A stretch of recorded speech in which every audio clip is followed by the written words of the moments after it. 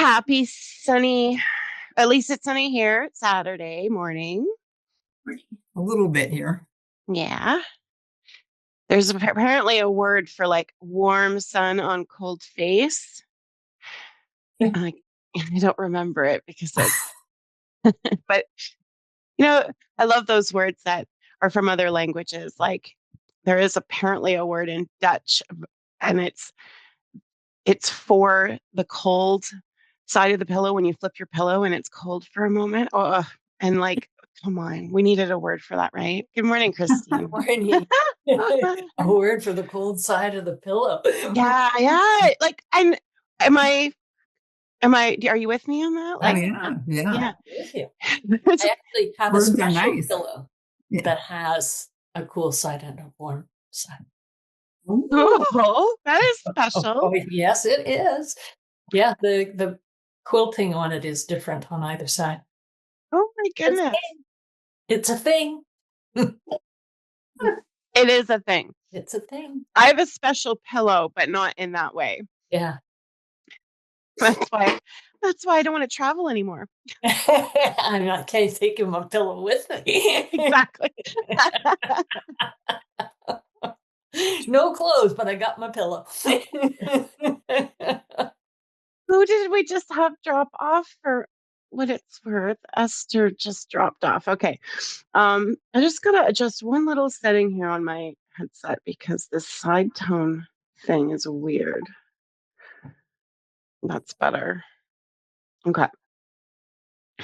Can you guys hear me okay? Yeah. Super. Wonderful. Still getting used to this headset situation, but it is helpful. All right. Okay. So I completely failed on the homework. Yeah.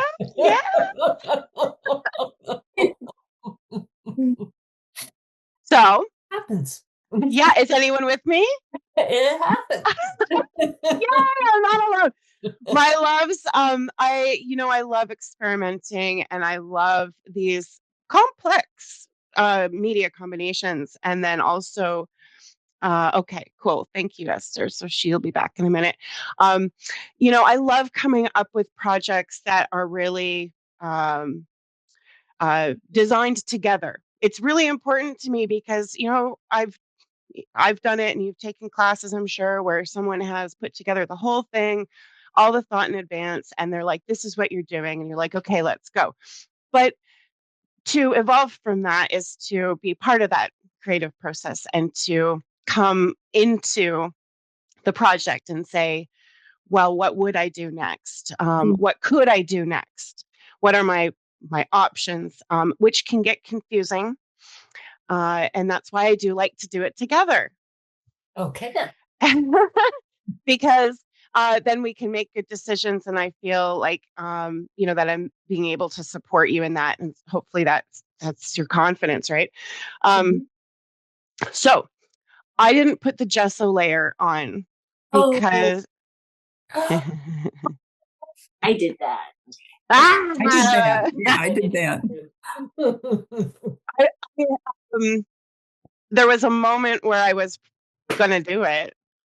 And I couldn't get my gesso lids off on any of them. And so I set them all aside and then I ended up teaching another class. So that's totally my fault. I'm usually very organized and good about stuff like that. So what we'll do today is on the plan still stands. It's just that I will be putting gesso on. And then we do have another project, which I do want to talk about. I wanted to, I thought a lot about where to go because there's so many ideas that I have, but like what makes sense. So then I decided on the tree rhythm and reflections. I hope that's exciting. Yeah. And that really, kind of is inspired by the piece that I showed that I promoted the class with, which now has finished aspects to it, but truly is acrylic and charcoal on wood.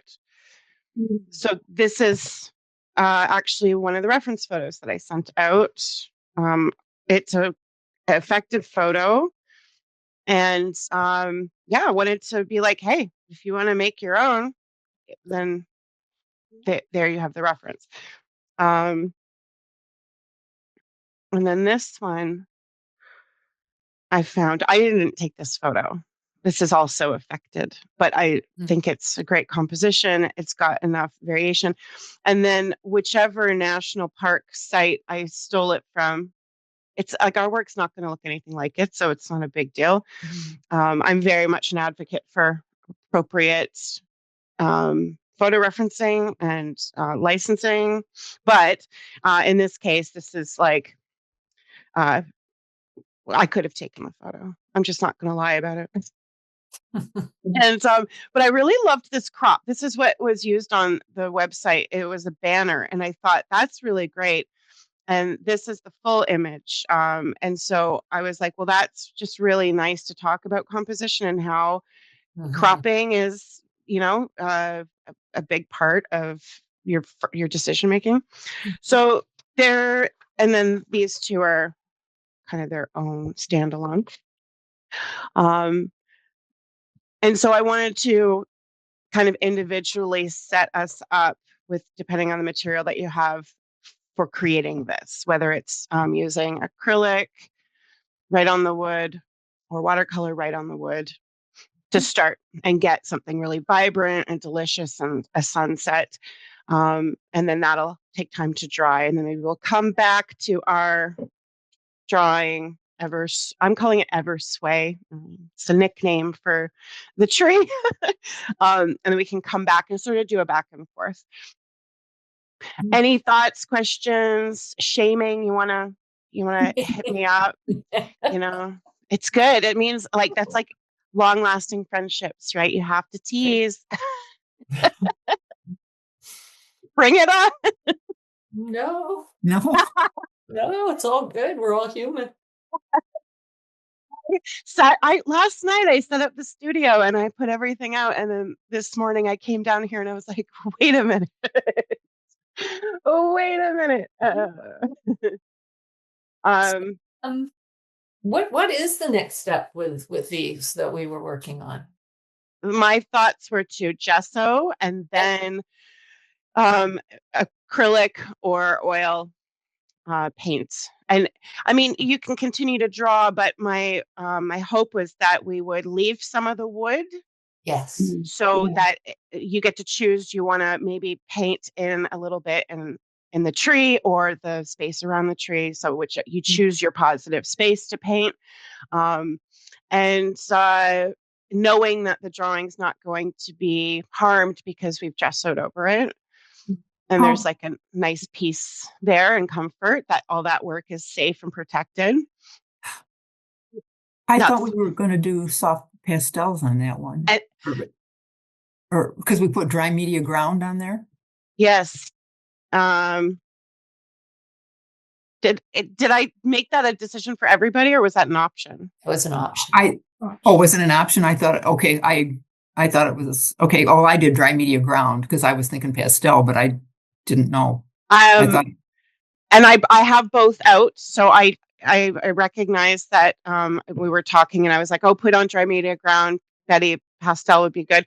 But that I don't want to dictate that for everyone. I want it to be you choose your next step, because colored pencil would also be really beautiful. Not everyone has soft pastels or likes them. Yeah, true. That's a thing. And then also for the oil painters, it's also just really nice to say, hey, I did some drawing and then I put down a clear gesso, and then now I can go in and oil paint and still have this like nice, which with oil paint, there's not usually drawing media combined where you can still see it. So those are options for that evergreen that let's talk about what lures you, what is like, ooh. So, Charlene, just a question. So I did put clear gesso over it. Is it okay to use colored pencils over the clear gesso? Okay, perfect. Absolutely. Okay. Yeah, absolutely. And so the clear gesso is such a great choice. Not everybody has dry media ground either, right? So dry media ground, or AKA soft pastel ground, is a unique acrylic medium that's made to create that sanded pastel base. But clear gesso sort of is like your mama of the primers, and always a good option because it has just enough tooth that you can continue drawing. You don't have to continue painting, you can continue drawing. But that it also prepares the wood surface for anything else, even watercolor, to be honest. Like, you can use watercolor on gesso. So not to, again, make it confusing, but it really does create, now you've set your drawing that we did last week, and that you can now choose kind of anything. Mm-hmm. Well, if you do the soft pastel, my tendency would be to probably cover more than I should with it. But you could, if you did, the more pastel you use, the less likely you would be to be able to frame it without glass. I mean, right? Yeah, there is a bit of a ratio. Last week we looked at the tiger, where I had said, I did a acrylic base, and then the ground, and then there's accents of the soft pastel. So it's stable because I was able to spray it. But when you do too thick of pastel or all over, it's a bit much to be stable. So can you paint over? You can paint into soft pastel, yes. I mean, over dry media ground, can you paint over that? Yes. It's a wonderful surface if you like that, your brush dragging across it. It has like a leg. Mm-hmm. It is hard on brushes, so I would recommend bristle brushes because it is like sandpaper. Yeah. Right. Okay. But it's considered an acrylic medium as well as a ground, and a ground being that they put other things in it for it to be a good stable surface. So when we look at, this is the geeky stuff that might be review for some, but it's really important if for any reason you've ever missed me talking about this along the way. All brands have these categories, but they may not promote it as well or the same as Tri-Art, and I really like the way they did it.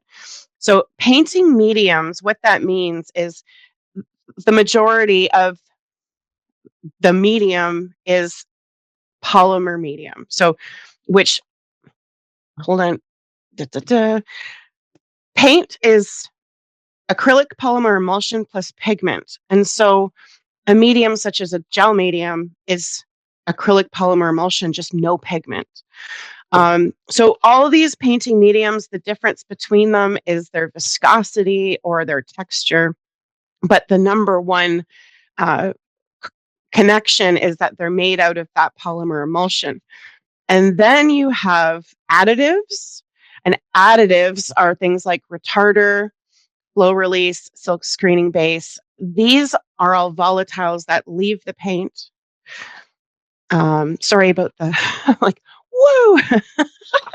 And then you have grounds, which is gesso and dry media ground, and those have other additives. It has the polymer emulsion, and it has calcium carbonate and other things that help make it stronger and really stable.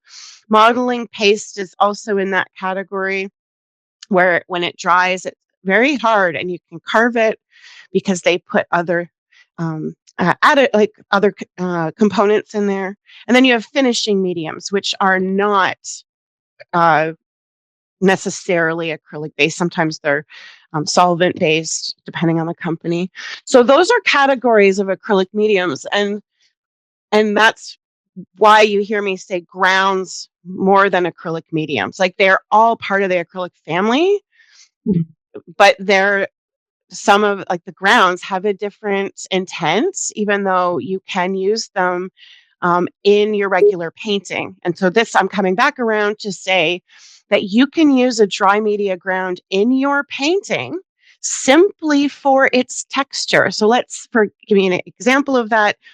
Let's say I did a really high gloss painting, super high gloss, and I wanted just a little area over here to feel matte and rough. and I wanted you to be able to see it and maybe even feel it, then I could block off just a little section and put that dry media ground there. It would matte that area. It would have a completely different look and feel. And that's playing with the seductiveness of like machines. So yes, you can draw on it. It's made to make that sanded pastel base, but it's also, when it comes down to it, whatever you can imagine it to be. I like the translucency of it. I mean, you can really see the drawing. It really doesn't seem like there's anything over it. Which means you've applied it properly. Yes, because you can apply it really thick, but then it has more of a veil. Like it's because it's not transparent, it's translucent. So the thicker you apply it, doesn't make it any more toothy, but it will cover. And so that could be intentional if you wanted it to. But generally, I say that thin layer is perfect, right? Because it doesn't mess up any other layers. Okay. I'd love to share your work, Betty, that you sent me, the trees from the project 2. Is that cool? Sure. Did you get my last one when I said I reworked the shadows? I did. Yes. I'm sorry that I didn't reply. I was very happy though to receive your email that said, very surely this is done and I'm happy with it. That was music to my ears. That you weren't asking me. You're always allowed to ask me, but when you have that feeling and you are like affirmative with, I love that. It was really great. So I'll just, because this is good to share for everyone's journey. It was so wet when I sent it to you that I couldn't have done anything for probably a month anyway.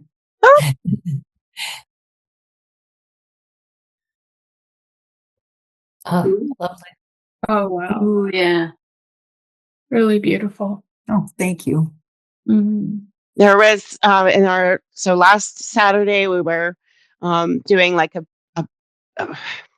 discussion about the ground, and so from previous versions the shadows were painted, like the paint stroke was very straight off into that diagonal, but it was a matter of making it textured like the ground, and you totally rocked it, Betty. Oh, thanks. Thank you. It was fun getting back to oils. Oil is my real love, I guess. Aha. Well, oil and pastel might be. I'm curious about that. It might be the ultimate combo that you could explore. So before I forget, I do want to say that because of like that, we're on 2 projects today, that next week would be open. So if there's something that if you have your own photo, you're now wanting to pursue one of the combinations. If say you're like, I just want to work on raw wood to start, or I don't like taking the chance. I really like gesso just to begin, but I want to leave some of the wood, one of those choices.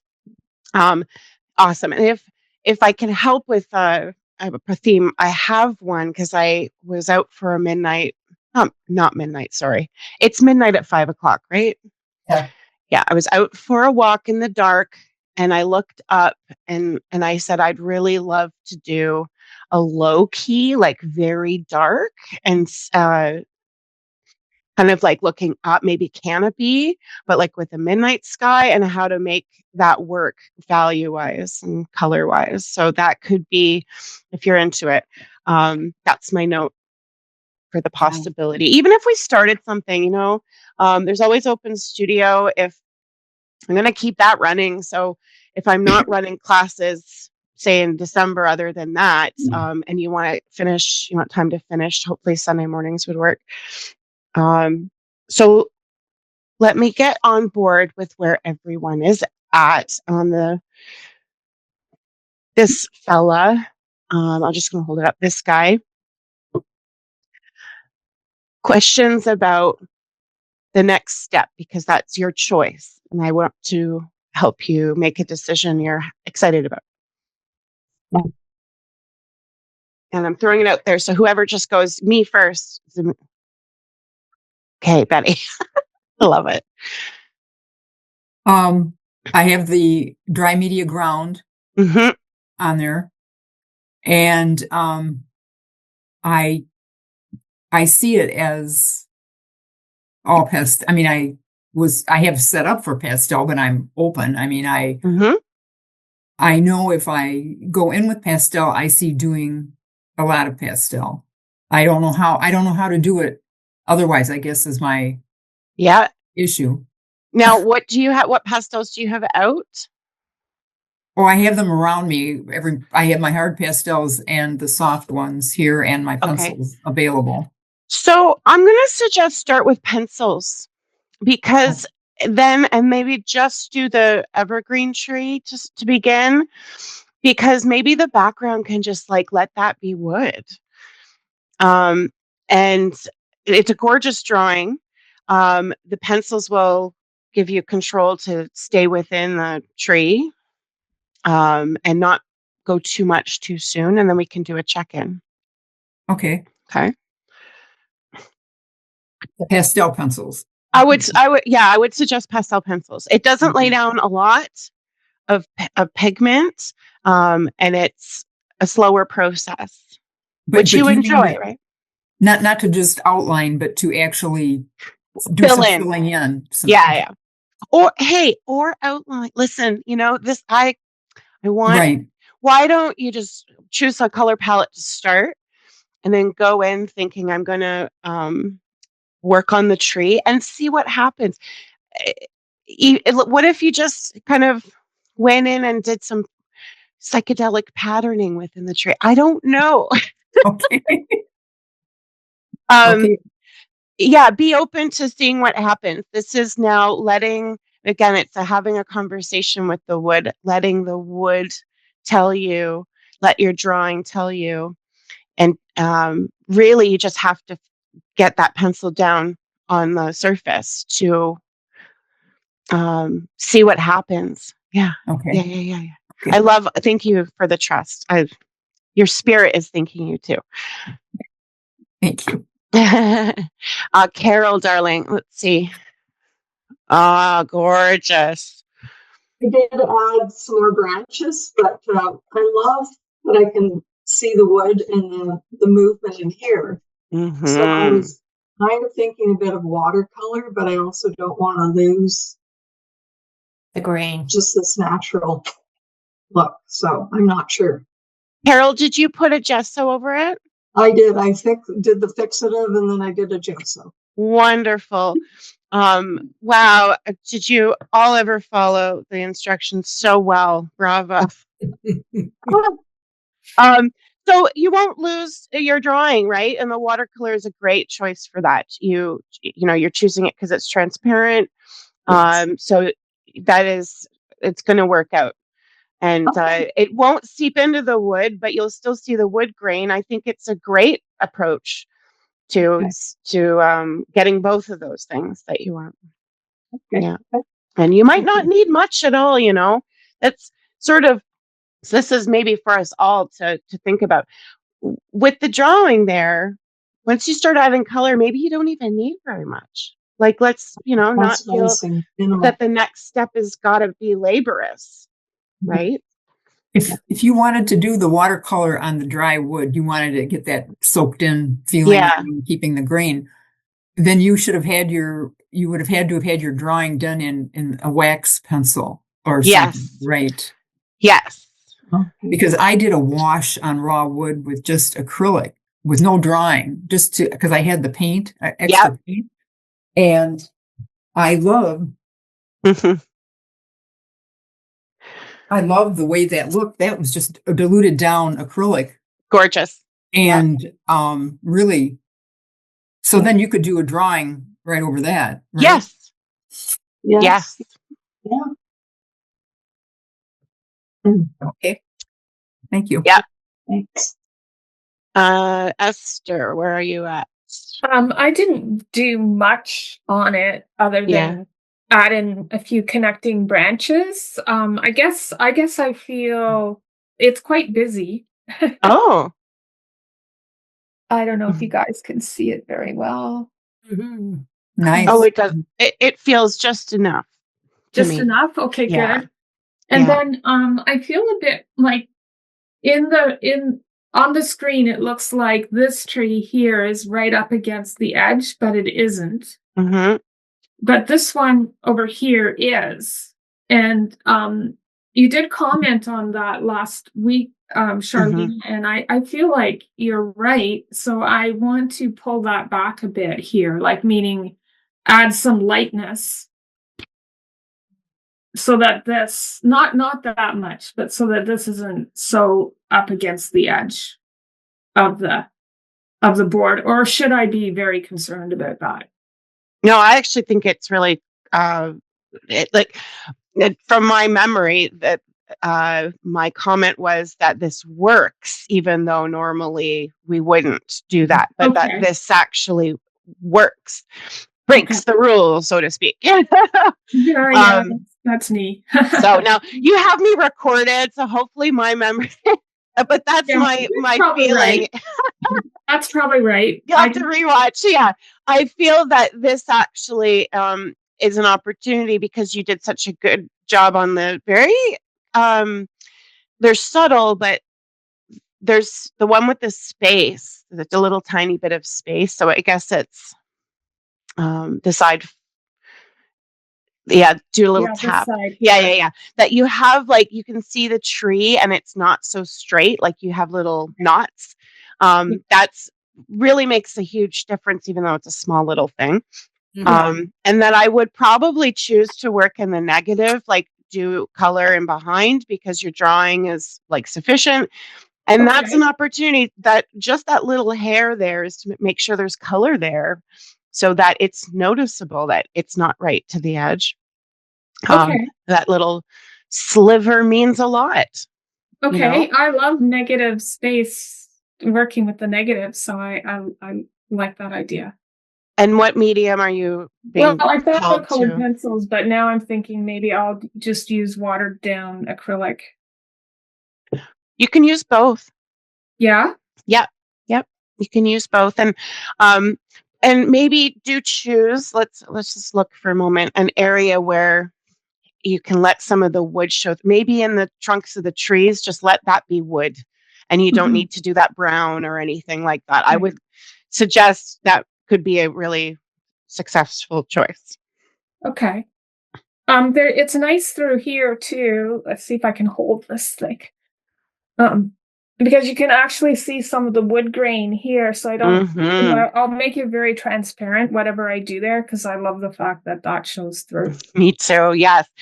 Do use an acrylic medium if you're gonna. You can use water, but when it comes to working on gesso, it is recommended that you make your own medium, which would be like 1-to-1. So yes, you can use water, but then also keep stability so that the paint isn't just broken down to have some.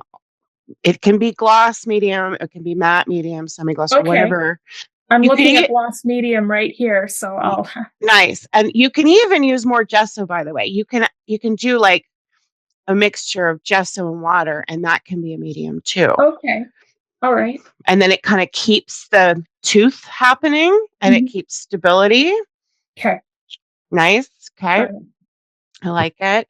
Christine. Yeah, so that's beautiful. Yeah. What I was thinking was to use a transparent, just to get some light through where there was light in the photograph. So yes, here and along this way. Yes. And then either continue with pencil crayons or acrylic. I don't know which way to go with that. Or maybe that might be enough. Yeah. So let's assess at that time. Are you thinking of going in with acrylic because it's efficient, like doing some washes around, letting like the wood be the light? Yes, that's what I thought. I love it. It's to have that really bright, because there is a bright light coming in the middle here on the photograph, and then a little bit at the bottom, but keep it transparent so you can see the the wood underneath. Mm-hmm. And then I think at that time it'll be an assessment of value. Do you need to go darker in some areas, Yeah. or actually bring in like an opaque lightness intentionally? So, okay, we'll stay in touch about that. It's, with all the crossing over and the entanglement and the depth that you have, simplicity is working really well for it. So let's go slow and just do a little check-in and be like, okay, even if it's just after one layer, and I'd love to stay on top of that with you. Okay. Great. Because considering I'm going to be gessoing and then setting mine off aside to dry, I'm here for you. Stacy. I'm going in with gouache. Ooh. Wow. So I'm just going to be doing the branches. I'll see if I can put more just for background because I didn't like that up there. What was that? It was a dark, just Oh, and I right. couldn't trace it back. So Right. try Ooh, to I have an idea. So, because your branches are like, by the way, awesome. And then, okay, so you work on those with the gouache, and then I would still do gouache, maybe like opaque, something colorish. I don't think the color matters. I still like the blue, but just to come from that corner and in the same sort of brushstroke pattern as your evergreens, that like instead of it being sky, almost like a mirror of the evergreen arms from that corner. Yeah, that's what I was trying to. I was thinking this color because of background greens, but you're right. Yeah. It does look like sky. Well, the reference photo had that really nice icy, wintry bluish, right? Mm-hmm. And so I'm seeing what you kind of started to do. I would just keep it going with gouache because it's working. Okay. All right. Okay, that's great. Well, okay, so Stacy's already got her paints out. Does everyone feel good? No, April. Here we go. I was absent. Ha! Oh, you didn't. So do I get to tease you? No. Doesn't it look great? Let me see the green. Okay, this is great. So this is uncradled, an uncradled birch panel. So it's really a good find. And so you have your reference photo, and I had suggested graphite. Keep it simple. And you didn't. You don't have to have looked back on the recording. Were you out with family or friends? I can't remember what you said. I went to California, and I lived there for a long time. So I visited one friend that I've 38 years, and the other one for 36 years. So. Reconnection. That's beautiful. It's fun. It's a long trip, though, right? Not from Denver. About 2 hours and 40 minutes, and easy flight. And it rained every day, though. It's getting into winter. Mm-hmm. And it's raining. It's raining here every day. It's all this. Yeah. Is it? It's cold there too for you guys. We're just starting in Denver to get a little chilly, but it's sunny. Mm-hmm. I think our weather in Ontario, like where I am in Southern Ontario, is very similar to parts of Denver, from what I understand. Mm-hmm. Although we don't have the mountains. Yeah. So it's more predictable. Everyone else in class from Canada? What was that? Is everyone else in this class from Canada? No, Stacy's in Michigan and Betty is are you in Illinois now, Betty? Yes, I don't go to Texas anymore. I'm in Northern Illinois. Just curious. And then Esther, Christine, and Carol were in Ontario. Carol, you're in Ontario, yes? Yes, yeah, Peterborough, Okay. That's right. You moved from Picton. Picton, yes. I mean, usually it's the other way around, but Oh, I know. Oh, yes. Yeah, but from what I understand, I mean, I used to teach classes in California, like in Pasadena, and I was pretty young, and I brought references of maple leaves because I was all like, well, I'm Canadian. And everyone there just rolled their eyes at me. They were like, we have maple trees. We have winter. Hello. It was cute though. I mean, again, the teasing, right? I was like, okay, well, now I know. I didn't know. It was an adorable thing, right? That's how you learn. So yeah, I'm going to draw for a little bit, April. So please don't hesitate to, like, if you haven't watched the recording, really, I had suggested to go more with the rhythm and the pattern of the tree instead of trying to, render the whole thing the way it is, because it's kind of like a swampy mess. We didn't identify the tree. There was maybe some suggestions. It was like, oh, I've painted over that note. Truly, yes, I've painted over it. But that it might be like a pine with moss situation.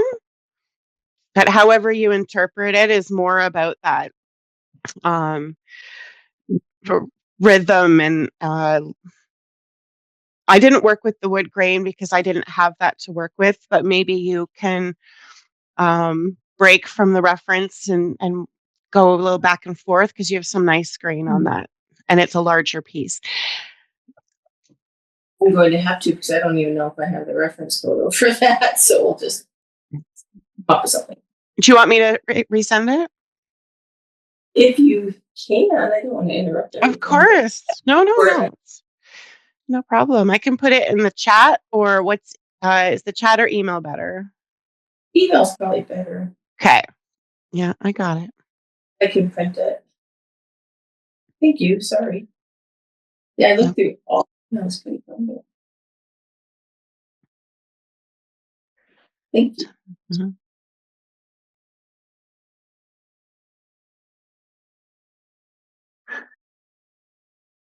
Mm-hmm. Okay. I will be right back. I'm just going to do it on the desktop because it's quicker. Dun, dun. Mm-hmm.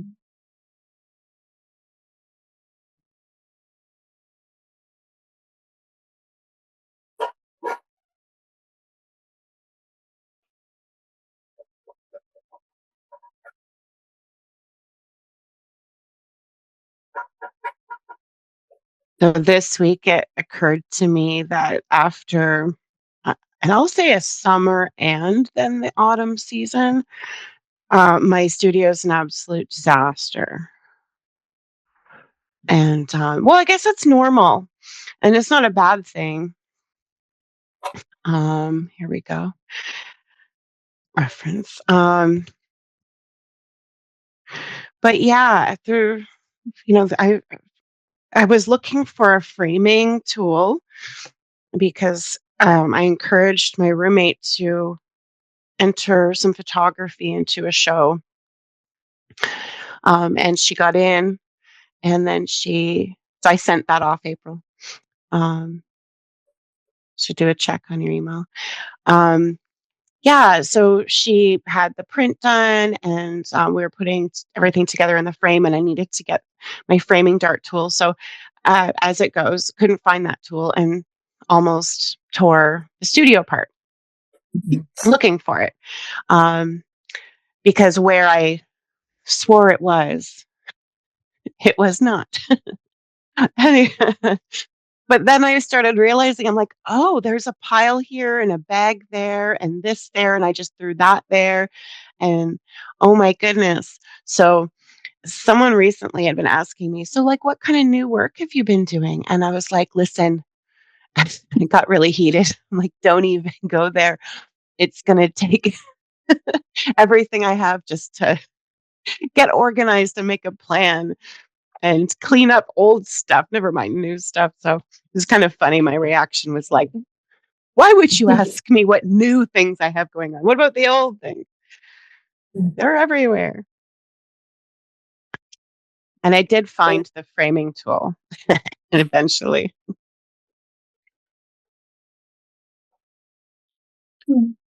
Well, yeah, those little videos that we've been sending back and forth, I love those, right? It's like what you think living with an artist looks like.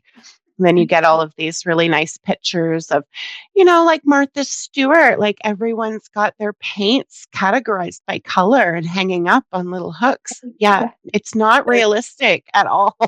And that's certainly not a working artist. Let's say that's staged. Many times, like my fairy godmother would be like, "Oh, someone's coming over. I have to clean the studio." And I'm like, "Why would you do that? Someone coming over wants to see what you're actually doing. Like, they don't want to see a clean studio. That means you're not doing anything." It's organized chaos. That's what I call it. Yes. Every day. Yeah.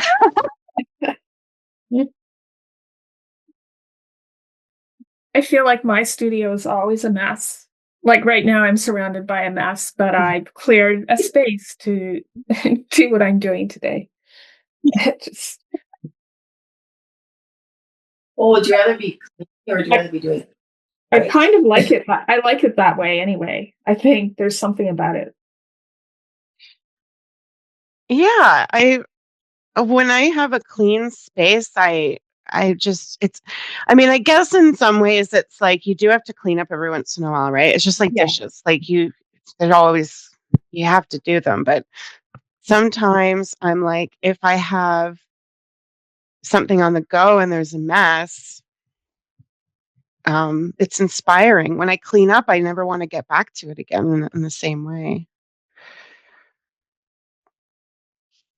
I think there's something to that. Like, yeah, I appreciate that like people work so differently, but like for one of the projects, like one of my old paintings that I'm trying to finish, that you know to get some feedback in open studio last week, I spent the whole morning, the whole time in our open studio session getting together the materials and just making the plan. I didn't even paint. It literally took me 2 hours just to sort all that out, and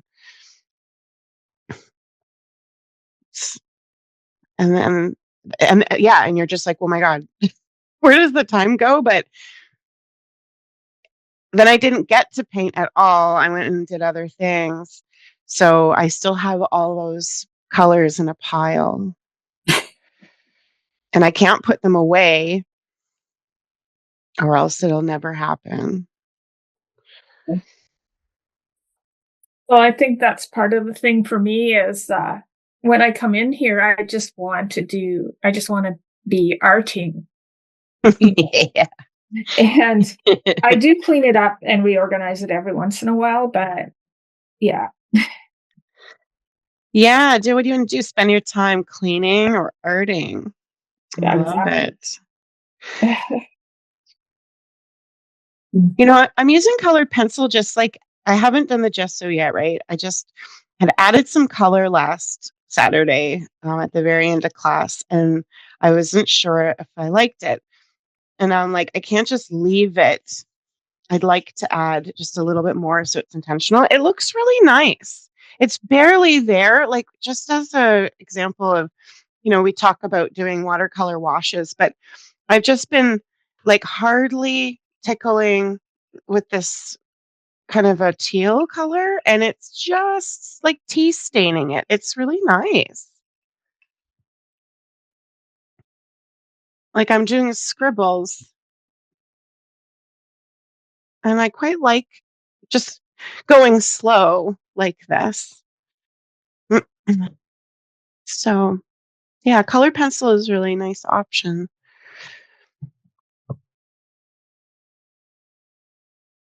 Yeah, I'm really liking the colored pencil on this. I wasn't sure about it, but now that I'm playing with it, I really like it. That's awesome.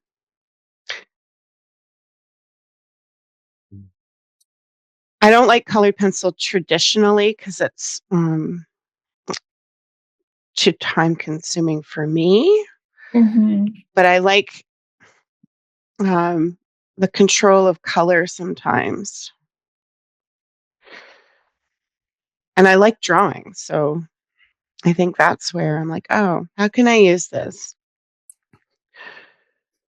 And I think I might do dry media ground because I have pastel pencils that I never seem to use. And I really like to use them. So I think instead of gesso, I'll do dry media ground. If I can open the jar. Dar. My hands are getting weaker. I haven't been able to open any jars this week. It's a weak week.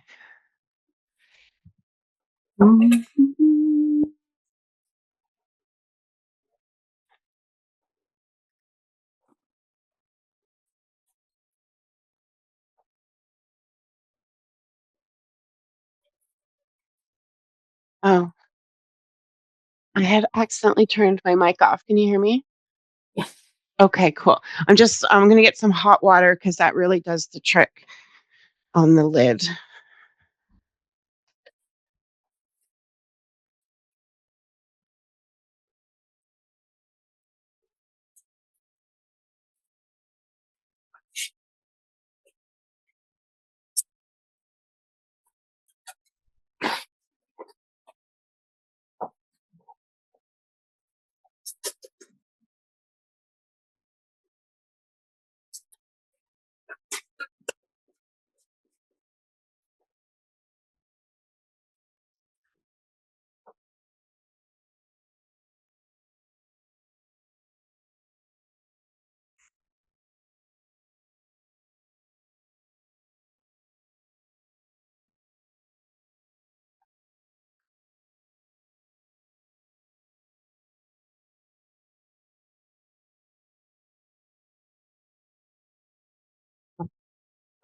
Okay, I'm back.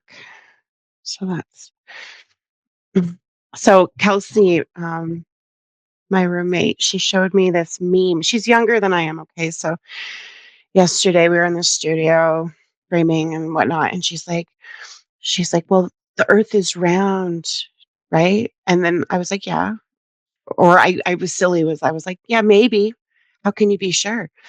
As a joke. And she's like, well, don't you know that little meme? And I'm like, what are you talking about? So this thing, the Earth is round, is apparently a little video that somebody made. And I'm like, I haven't seen it. So she plays it for me. And it's, the crude drawing things that like it's millennials, I guess. Millennials, it's the crude drawing things where there's like the ugly potato faces and really crudely drawn. And so it's this little video, and it's actually quite funny because it's like, oh, everybody has nukes, right? And what happens when someone lets one off? This is what happens. And California breaks off and joins Hawaii.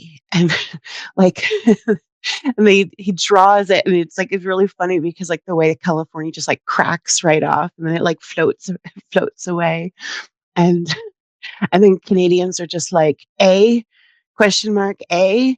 Mhm. And Australians are always like, what WTF, WTF, no matter what. And it all ends with it snowing in Australia. So the kangaroos all die. And I mean, like, the kids of that generation really do have different humor. Yes.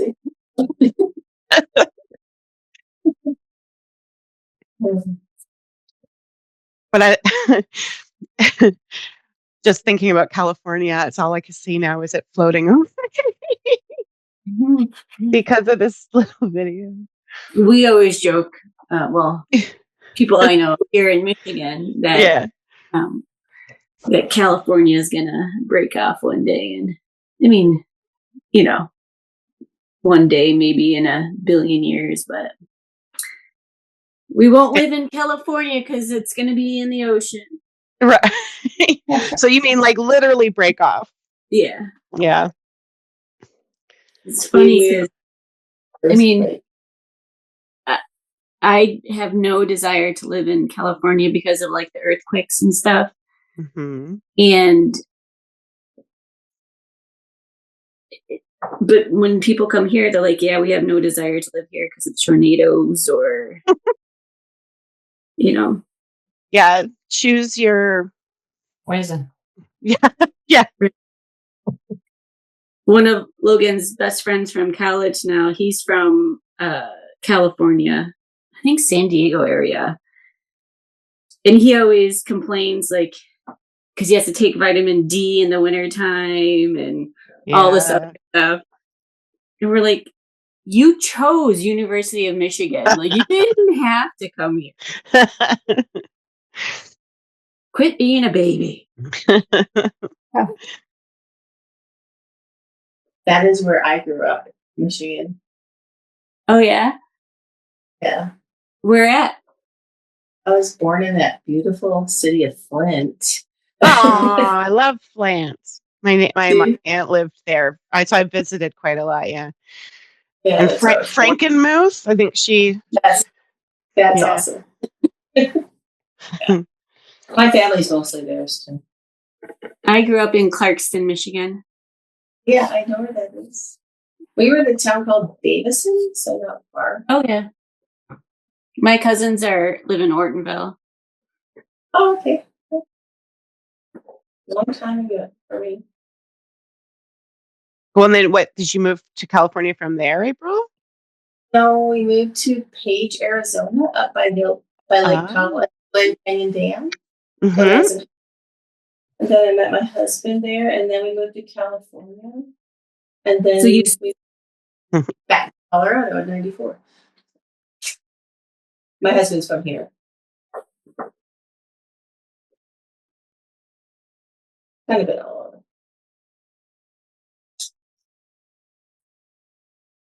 So, sorry, your husband's from, did you say here? Colorado. Oh, okay. So that's why you're back or that's why you're in Denver. Okay. Yeah. I love Denver. It's beautiful. You did craftsy classes here, didn't you? Yeah. Yeah. I've been twice. If I, lived in the US, it would definitely be a consideration because Denver just has that weird vibe that I like. It does. Yeah. It's a great place. I loved California, to be honest, but then in the Northridge earthquake in 94, it scared the daylights out of me. So I was like, I think we should. So we did. Off we were. And I haven't had one since, so I guess I could have stayed. I've never experienced an earthquake personally. That must be freaky. Yes. Yes. We've had a couple of mild tremors here, but nothing major. Well, that one, our freeway, we were in Simi Valley, the freeway's broken half. And then we were miles from the epicenter, so there was a lot of activity. And I had just had a baby, so I was hormonal too. Oh, yeah. Oh. Yep. We've had earthquakes in Michigan, a couple. Yes, you have. Enough for me to feel it. Mm. I experienced an earthquake for the first time in Ottawa, of all places. Wow. I was sitting in my office and I just moved here, and there was this roaring sound that was outside my window. And I said to myself, oh, the train's going by. And then I kind of stopped myself and went, well, there's no train. What am I talking about? This is not a train. That's the sound. It sounded like a freight train coming through our super correct. Yeah. Oh. 4:30 in the morning. No, thank you.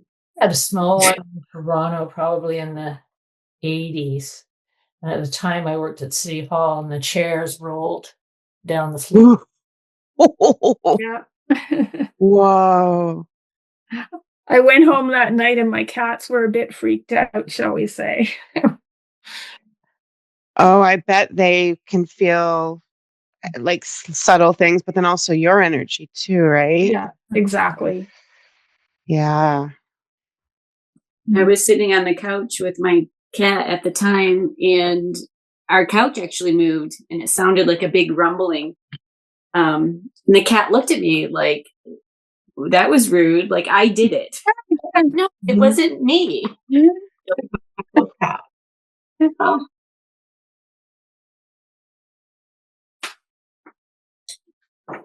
Mine are always looking at me like, can't you make the snow and cold and so on go away? yeah.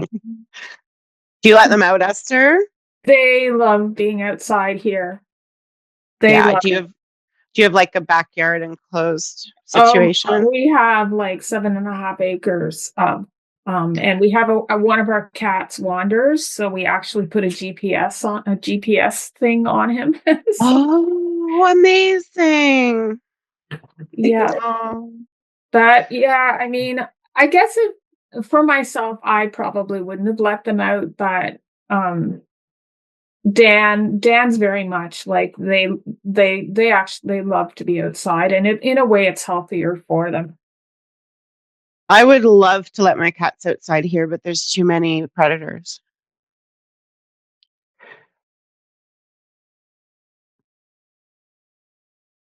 And when I moved here, I was like, hey, if they get eaten, they get eaten. But then And it became real. if I had maybe more space, even it would be okay. But the road's too close, and Sushi just kept running right to the road.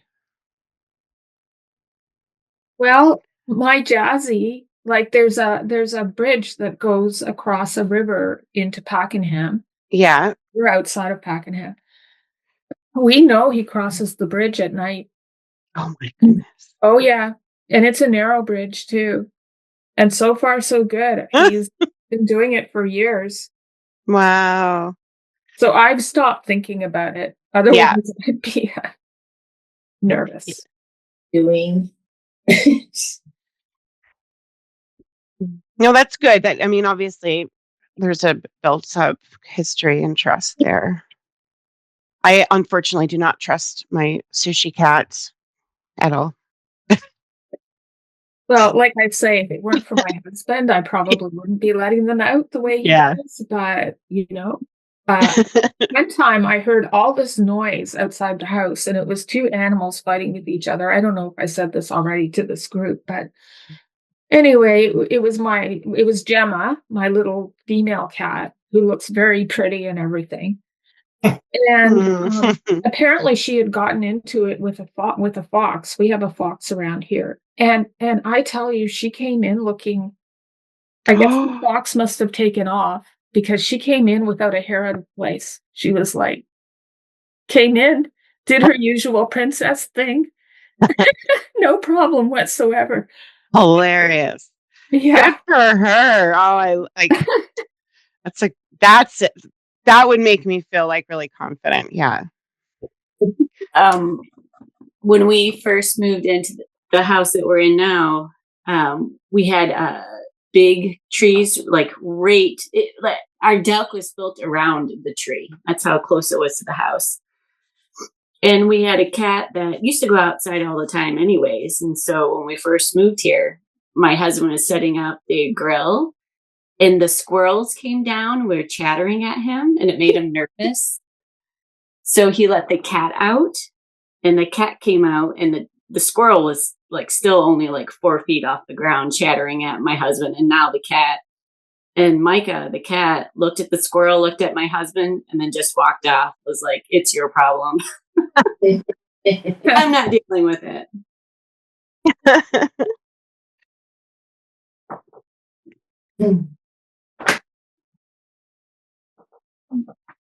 I'm still such a cat lady. I just think they're amazing creatures.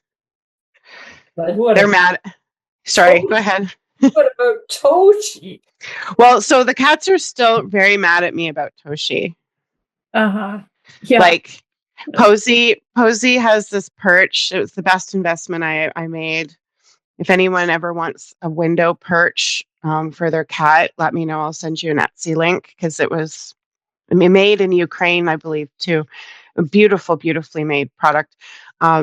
It's just sits really high up in the window, and she sits up there and she just scowls and she looks down at me and Toshi cuddling, and I know all the thoughts that are going on in her head. Oh, Yeah. I know. I look up at her and I say, I love you too, Posey. But she does come lots, and I have like a pillow mountain situation in the corner, and she goes and makes herself like a little pillow crib, and on the top of the pillows, and kind of like it feels safe for her.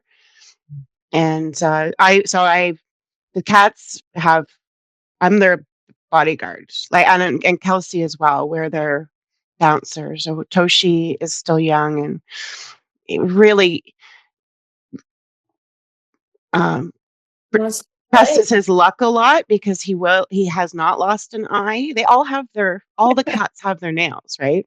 Yep. So he will chase them, and we don't let him if we catch him because we don't want the cats to stress out. But um, they've the cats literally do not like.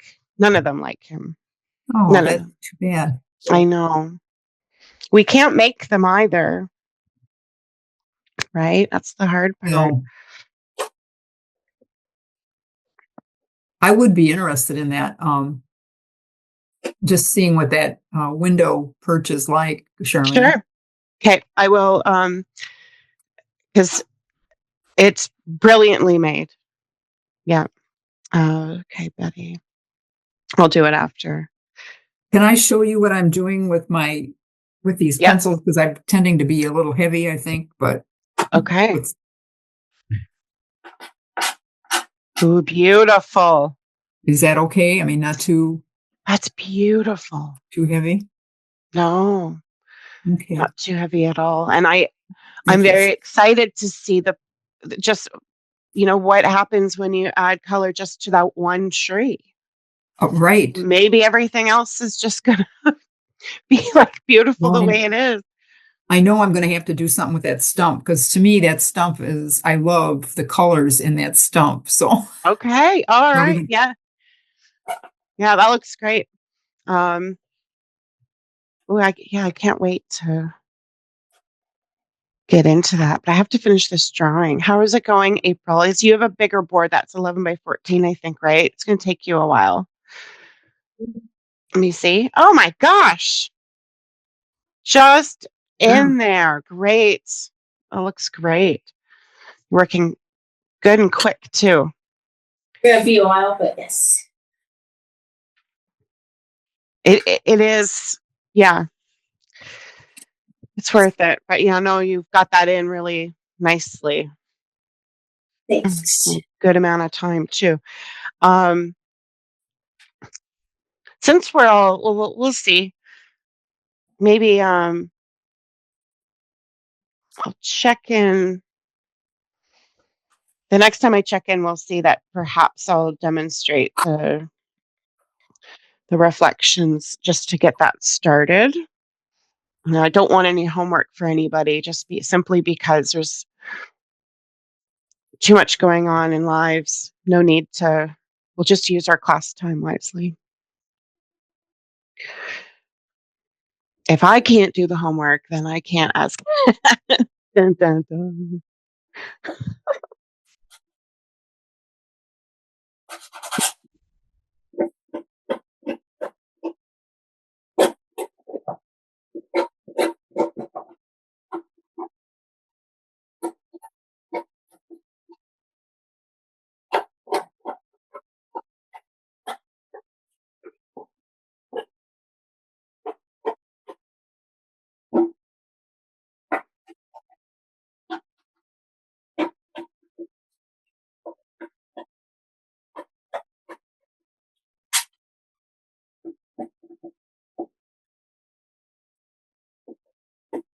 Okay.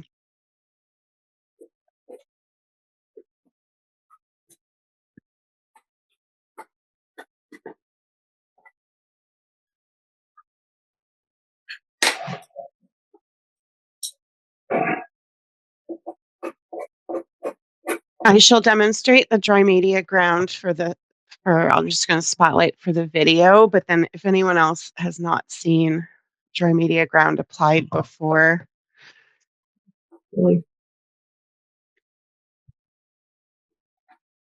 it is best applied with a rubber brush.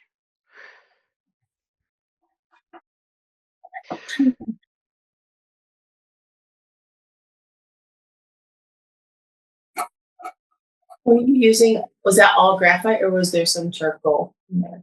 It was all graphite. There's a little bit of colored pencil. I did fix it. So I just did a little quick spray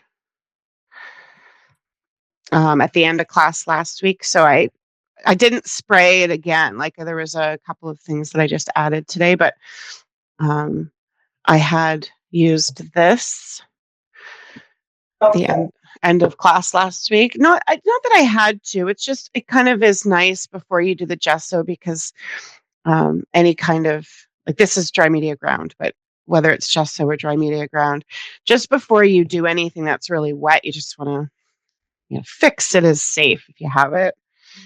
And then this stuff I put on very thin. You don't have to put it on the whole thing, but just gonna. I quite also like the transparency of it, or translucency is the right word, because it has a bit of a soft, kind of velvety feel.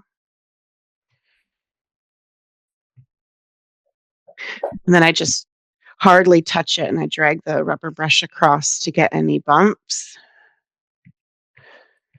And then try not to overwork it. And I get that side. And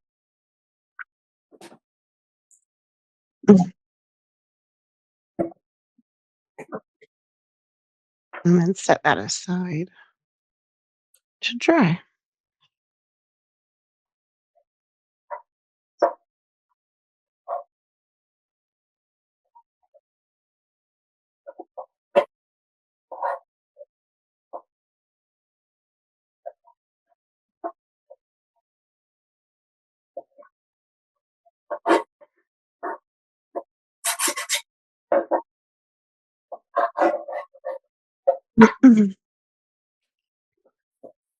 And then for,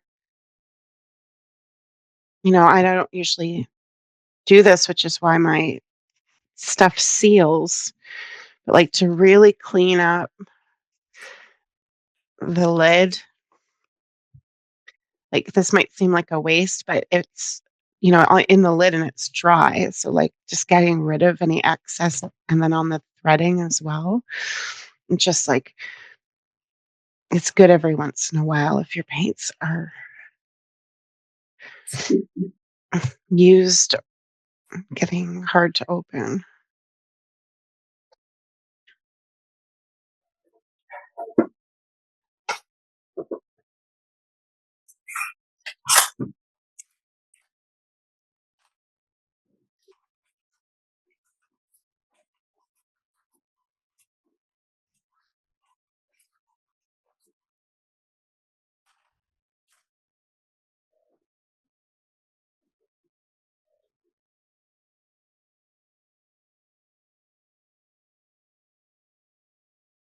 Yeah. Also gives a better seal. So it's a smart thing to do. I definitely don't do it as much as I should. Okay.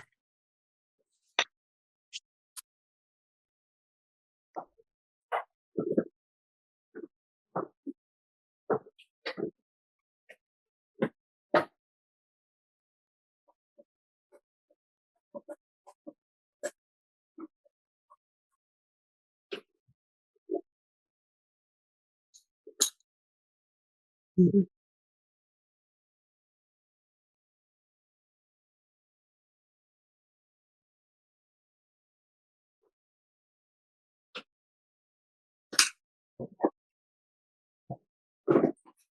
Can I do a check-in? Yes. Let's see. Beautiful. Mhm. Yeah, I like that cool situation that's happening in that upper corner. Mm. Is there any glaring things I need to do? I think just it's in the bottom corner opposite. Yeah, there's just I would just go in maybe with the green and make it more um intentional like the other branches. Okay. It just I mean, in some ways it's sort of mysterious, so it's like either adding more of that or but I don't think so. I quite like um I mean, I love the tree branches so much. So I don't know if they need to come off on the bottom or the bottom part just feels like uncertain. Okay. Anything else? Feedback for Stacy? Anyone else?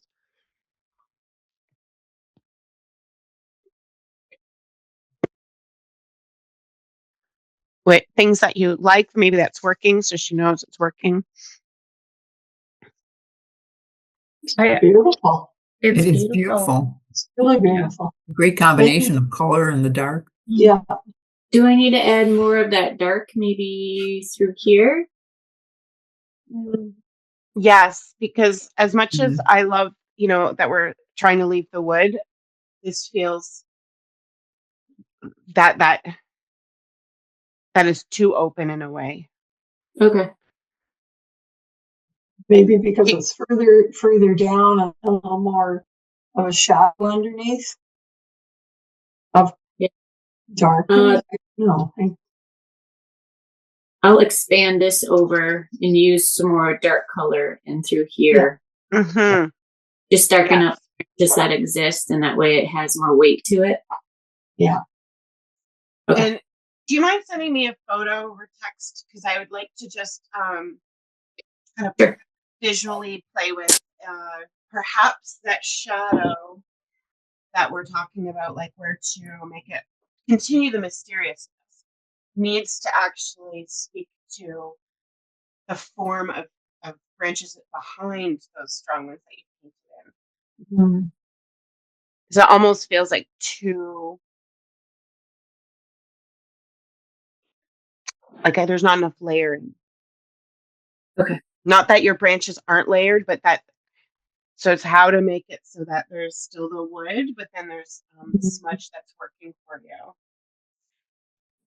And doing charcoal smudges on top of the gesso is much better than doing it directly on the wood in a way because it'll erase way better. So that's something to look forward to because I know charcoal right on the wood is hard to erase. Hello. Oh my gosh, I'm sorry, I didn't have my mic down. Could you hear anything I was saying? Yeah. Yeah. Okay. I just texted you. Sort of. Okay, I'm sorry.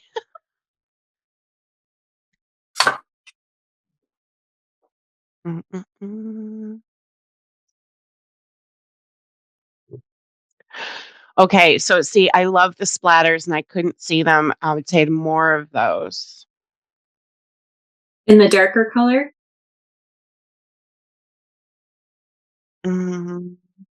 I like. Are you talking about the darker blue? The darker green in the splatter. Oh, yeah. But there's like a teal. Yeah. I Yeah, and wiped then out some of that just because it's that's what I had in the upper corner, and then I graded out more.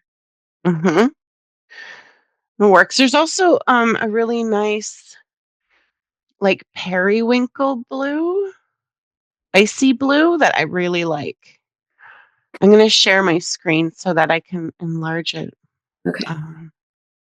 I may not be able to repeat that. I have no idea what. Okay, let's see. There's the hole. It's just so everyone can see. And then, so I think that's working really well, like, because it feels like more trees, and I really kind of like that. Love the splatters, and I really like that blue. It looks like pastel, is it? Oh, yeah, I can do that. That's colored pencil. I really like that. It's just Payne's Gray 30%. Huh. Well, it's such a nice, like, it almost looks violet in comparison. So it's a good compliment. So, yeah, I am thinking that, like, I would mess things up where you had pointed, like, not say the whole, like, it's not like all of this should be smudgy, stained charcoal, but just a little bit here and there, because this um, this feels like there's so much depth. Okay.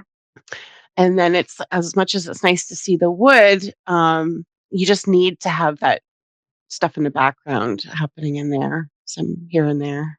Yeah, Okay. it's really cool. This is working out, and I love the check-ins because then you're not working, overworking.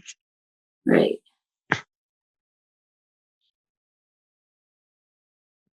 How's it going, Christine?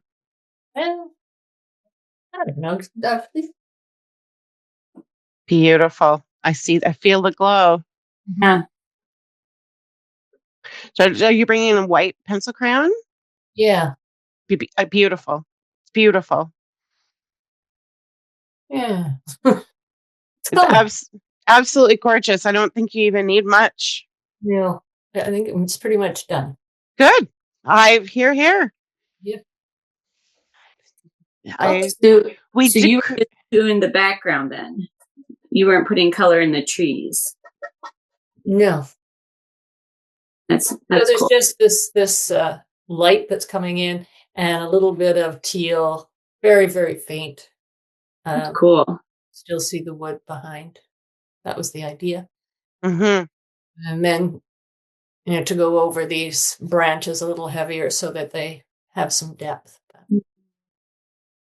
Yeah, it's stunning. I love it. Okay. Awesome. Thank you.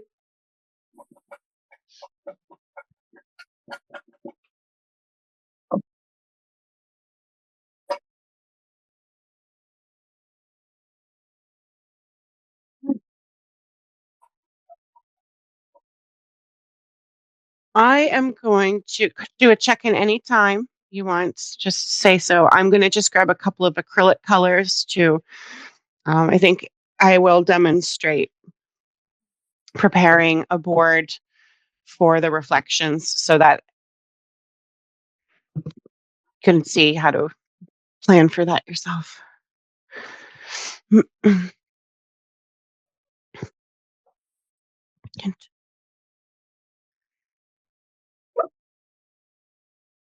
April, you look like you're in a cloud. What's happening? Oh, you're on mute. Is that sun coming in? Like, it makes. Oh. Yes, so behind me there's two windows, and I keep trying to block the sun with the birch boards, but it's. I have to probably turn my. Oh, it looks ethereal. Like you look like you're in a completely different atmosphere. Another dimension. It almost looked like you were in underwater, like the way that the air was moving through the light. It was cool. Okay. Trying to block it, but doing that like fast, getting out, moving the. Trying.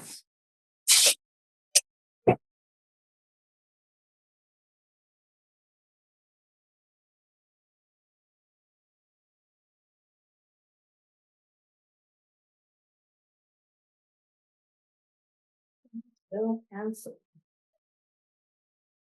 Right here.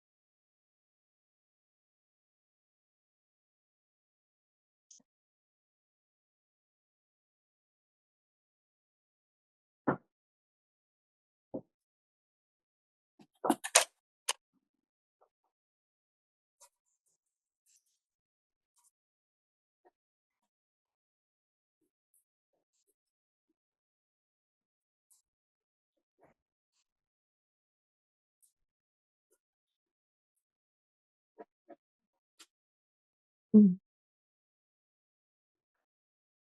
So I'm going to ask just in a couple of minutes, just complete the task you're doing right now. Not to finish, but just to be able to put your pencils or brushes down. And I'll just demonstrate how to go about this to maybe kind of feel like, okay, you can start it, even if you're not finished the other one, or what to do.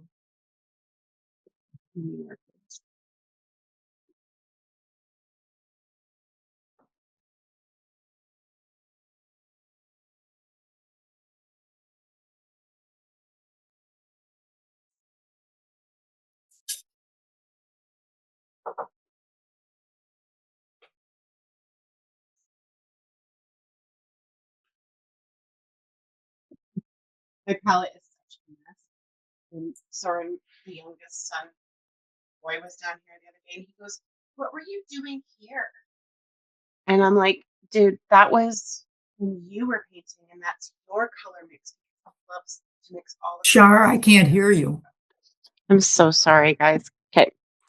I'm going to put some acrylic paint colors down, and I realized my palette's an absolute mess, and it's because I let the boys paint on it, and the boys like to mix all the colors together. And so this is like this brown that's just all over my palette, very watered down, which actually makes it really hard to get off a nonstick palette because that's what happens when you add so much water, right? It's not a film anymore. So I just have to live with it until I build up a film. Okay.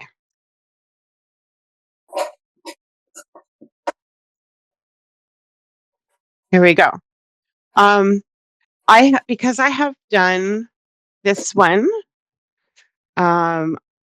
which is this. Like that's my interpretation, and that was Payne's Gray and Indian Yellow. I am going to choose this reference because it's slightly different, and I don't do the same thing twice. But whichever one you choose, this is the suggested process because I know it works really well.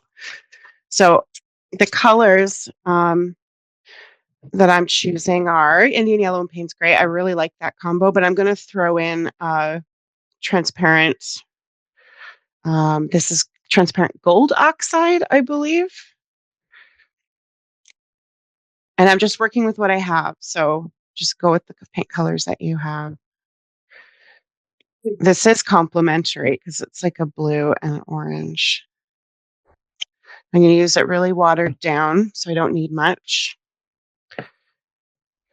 My palette's horrific right now. Just put that over there.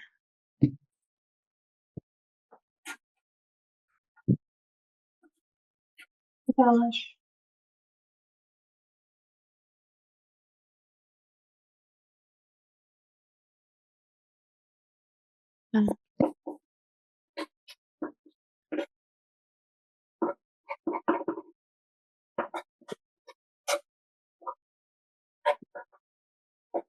Okay. Sorry, I thought I had an Indian Yellow open, but I guess I didn't.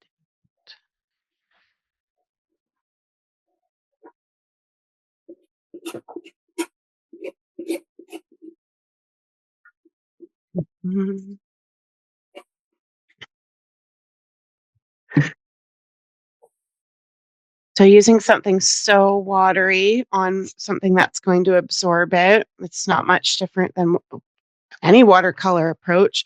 We're going to use the lightest color first, or else we'll just lose it. You don't want to start dark first. So putting in where I see yellow, very, very, very transparent. It's not too much color and water so that it's dripping.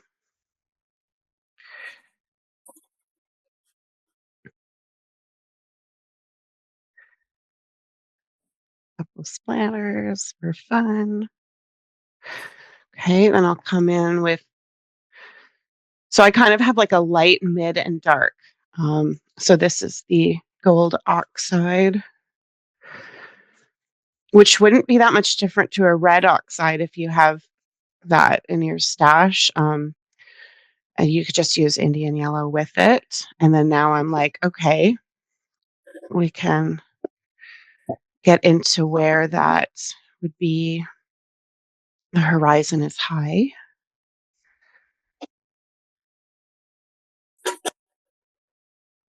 Mm-hmm. This is, if you like abstraction, this would be a great start for composition. Let's talk about why. We have complete diagonals and variation in size, big shape in the wood, big shape here. So you could also ditch this. Don't do a forest.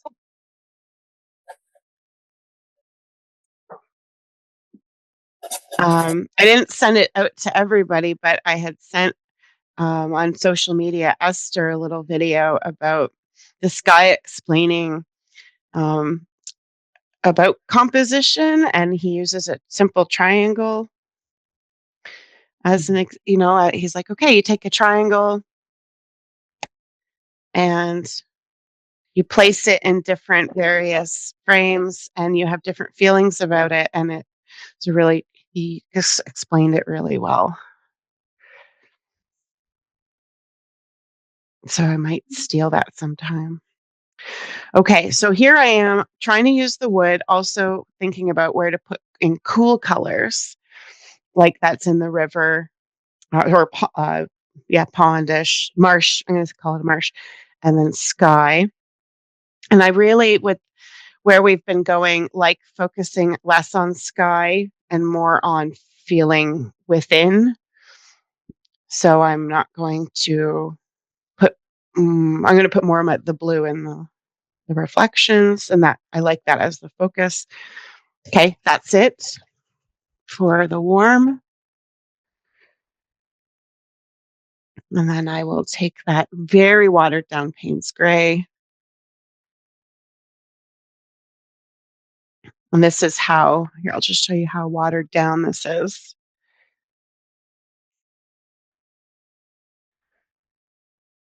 And you can also, this is kind of a cool moment because this is gesso. Pardon me, this is dry gesso. So you can see when you have so much water that it actually resists. So when I talk about wanting, say, to use a medium and not water because you want stability in the paint film, this is why. Right? But because we're on raw wood, that's not really a big deal. But just as, nice visual. So I'm going to come in just very watered down.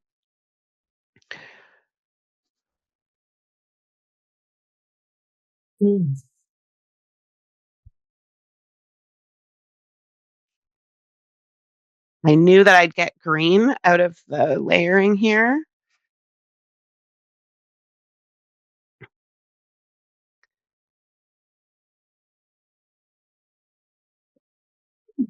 And I still think leaving some of that wood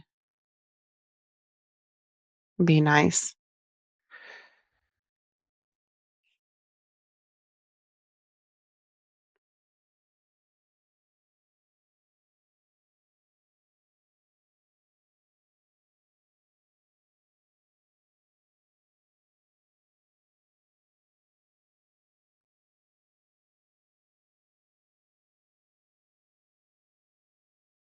Yeah.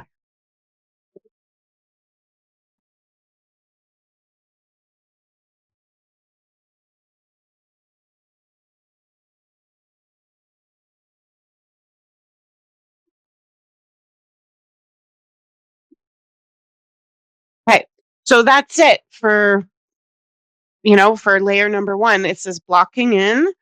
That was a 2-inch brush on a 12 by 12. So big, huge brush, really looking at where the horizon is, but then all of this in shapes, colors and value and shapes. Anyway, if I was really into abstraction, I'd just continue to build on those same principles, color, value, shapes. So there's an unintended lesson in that one. But this would be a really great, this is like, I would stop here. So if that's something that you can swing before the end of our session today, this is just watered down acrylic. Yes, you can use watercolor, absolutely. But acrylic is for putting it out. It's just, I think it's more efficient. So any questions or, oh, okay.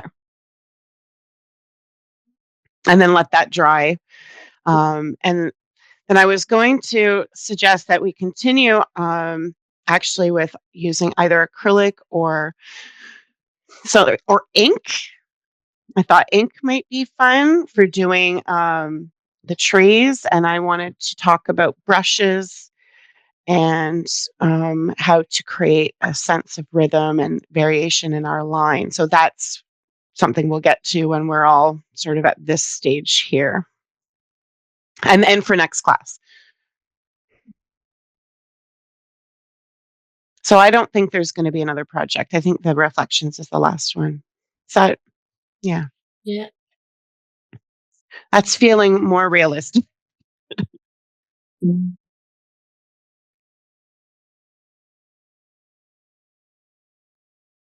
Because we're still juggling quite a lot.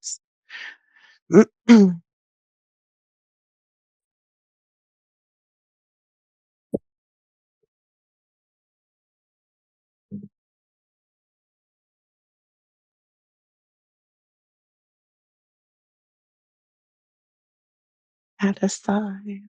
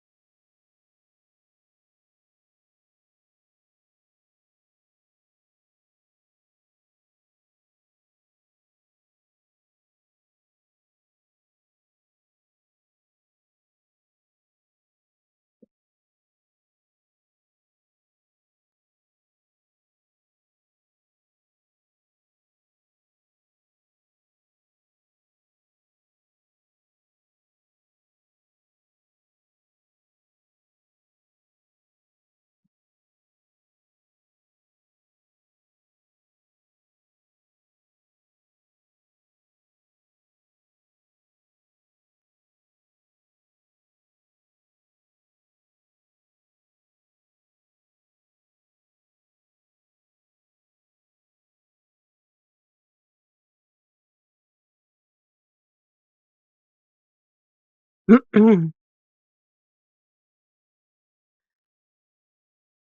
anyone want to check in?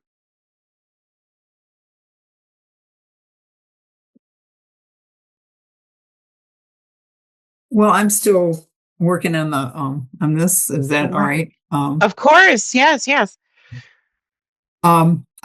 I know I'm going to want to add more. I can't get the exact colors I want with the pencils, so I know I'm going to have to go back in with some pastels. Right. It's kind of bright right now, I think. Okay, fair enough. Yeah. I see that. I like the cool tones at the top. Yeah, I It's just really started nice. adding that, like some blue and kind of an aqua and white. Yes, that's looking really nice. Okay. Yeah, let it take you on a journey. I love that you're just kind of making decisions as you go. And I guess, so as long as I would suggest using more, I guess your soft pastels, when you use them, Betty, maybe just flatten them down with the pen pastel tool so that they're not just sitting right on top. That's all. Like just sort of get it into the grain of the ground. And that, yeah, just because if it sits on top too much, then that's when the framing of it starts to get a little bit concerning, right? Right. Okay. Yeah. In fact, I did get my pan pastels out. I thought if I wanted to do anything in the background, that might be a good thing to do. It is so efficient, and it's so great for mixed media because it's flat. And then, so in that case, love, what I would suggest is to use a workable fixative throughout working on this so that it's flattening it, constantly flattening the color. And you're also adjusting because you're like, oh, the fixing of it lighten or darkens your colors, right? So you can be like, well, you have to fix it. So you might as well know as you go rather than at the very end and have the, final spray change it all. So I would use a fixative on the go. Okay, so maybe do that after I do the first coat on everything? Or even just after the evergreen bits today, like this morning, I would do it. You don't have to wait for a certain stage. Okay. You can use a workable fixative at any point. Okay. Yeah. Well, I have the fixative that I have says permanent and workable. That's okay? Okay. Yes. Okay. All right. Thank you. Yeah, as long as you got ventilation. Oh man, that stuff is smelly, eh? I do it outside. Yeah. Or in the garage. I have the garage. Yes. Yeah.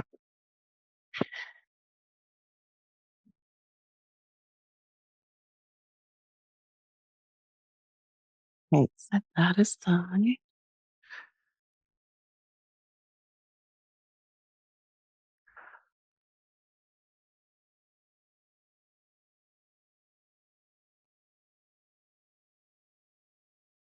I'm going to have to wait to continue working on that one, but I definitely am going to grab my soft pastel pencils because, like I said, they're newish. Like I really haven't used them much. I'm going to pick out a color palette. But I do have a lot of colors in it. In this one, there's a big set. Ooh, see that one?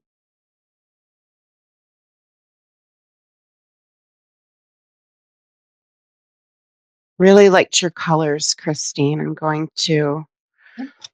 Did you have like a sort of like a soft yellow, a teal?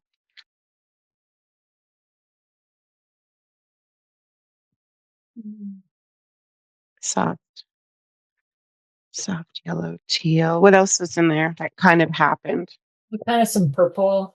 Oh, okay. Purple and yellow are always good. Mm-hmm.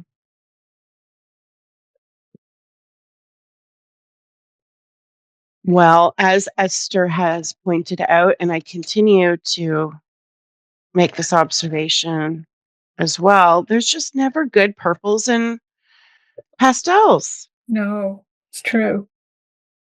But I know I have one in a stick, so I'll do some stick work. It's like maybe this is good. It's like a gray. It's almost like a gray violet, but I like that. There's definitely not a lot of good bright violets.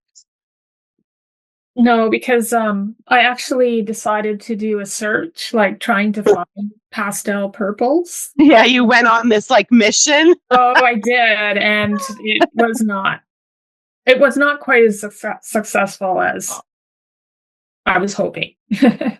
Man, yeah, that's so unfortunate. There's got to be like a high-end brand out there. Are you talking about soft pastels? Yeah.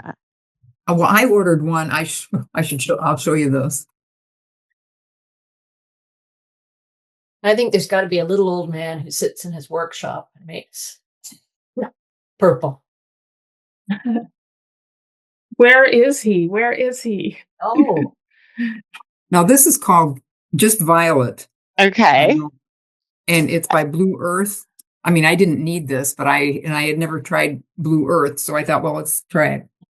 So this is Ooh. oh. Are those little squares? yeah, they're They look like chocolate. Oh. and they fit in this little foam. Ooh. But I thought it was a good selection of violets. So those are look like warm violets. Yes, right. But they have cool also. I mean, Okay. they come in this shaded like this in this little box. Blue Earth pastel. Wow. About those. Yeah. I never I know. I have never heard of that brand. That's really like I got it at nice. Dakota Art Pastels. Of course. Yeah, the king of soft pastel stores. Yeah. I love it.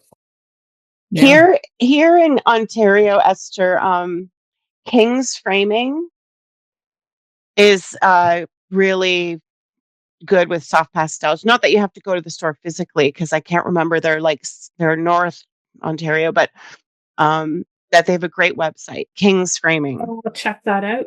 Yeah, really good for soft pastels. Good sales and things if you get on their email mailing list. Well, I'm an addict of pastels. Ever since I love to discovered hear them. that. Yeah, I just love them. Could I see your blocking in of the second reference photo? Yes. Ooh, I love that you're now on fire, April. She's like, I'm not going to be behind ever again. I put pastel ground on my drawings. I'm waiting for that to dry. Great.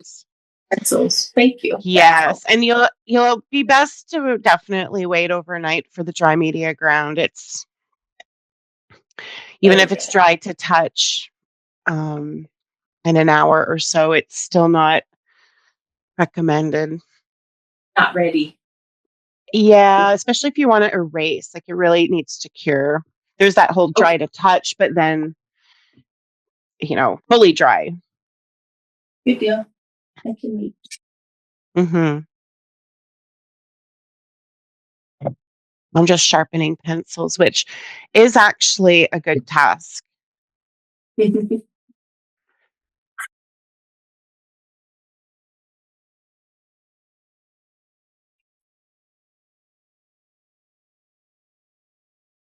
Oh, that's a nice blue. Yeah, and I'm picking my palette as I sharpen. So Unison, which is the soft pastel sticks that I have, actually has a nice violet, like a grayish blue violet. So yeah, I think the set that you had purchased, Esther, Rembrandt. No, it's Sennelier. Oh, that's right, Sennelier, which they're so good, but it gets like you have to get in soft pastels all of their special, not all of them, but they do those specialty sets for a reason, right? Like Yes. the cool grays or portrait. I didn't really know what I was doing when I ordered those soft pastels. I had no clue. And I actually had something else in mind. So I thought I was ordering the something else. Can't remember what it was. Anyway, they arrive and they're in this beautiful box. And I open them up and the colors. So that was it. I said, I'm not sending these back. I'm using them. Yeah, what a fantastic fluke. Yes. One of those divine mistakes. Yeah.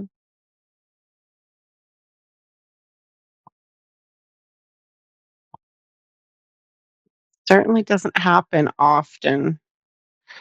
Usually it's like the disappointing mistake, the why. I'm trying to avoid, well, I mean, I don't need anything, and this is, conversation I have like with my aunt and stuff. It's really nice to not feel like to not need anything and feel like you have everything you need. And it's been about 2 years now where I've, especially moving though, and looking at all the paper that I still have and I've been carting around for 20 years. I'm like you go and use that paper. Don't go buy new paper. But I had to make an order for some framing points. And then I was like, well, I also need new X-Acto blades because, my utility knives are all sort of dull. And then I also, it's germ season. I might as well get some cleaning wipes. They're on a Black Friday sale. And then, the light in my studio went out, light bulbs. And actually, I wouldn't mind it brighter. So I'll get 100 watts because I'd rather it feel beamingly bright in here, like stupid. I'd rather wear sunglasses in my studio than work in the dark. And the next thing you know, I have this huge, stupid order of like dumb things, little, nothing exciting at all, but definitely not soft pastels. Well, do I need it though? Oh, the excuses that I make. If you use it, right? The light bulbs I'm excited about because I think I used to draw in the dark a lot, and I don't want to do that anymore. I look to really like lots of light. I don't like guessing color. I don't like having to say, oh, I need to go look at this in a window. I don't have any windows down here, so it's really important to have light. And I have these studio lights for the Zoom, and they're really great. I got those off of Amazon. Like they're like stick lamps, and they're really fantastic. But it just lights up the area.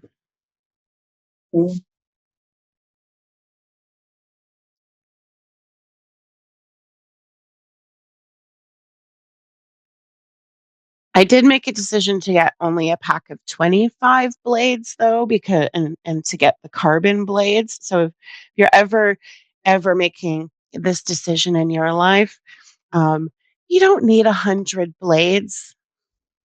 I was like, I don't need that big pack. You know how you get like, oh, but it's on sale. No, it's just like paint. Don't buy more than you need. I'm like, I think 25 blades will last me quite a long time. Thank you very much. $7 versus 30, right? Do you know what I mean? Like sometimes getting bulk packs is not what we need to be sold.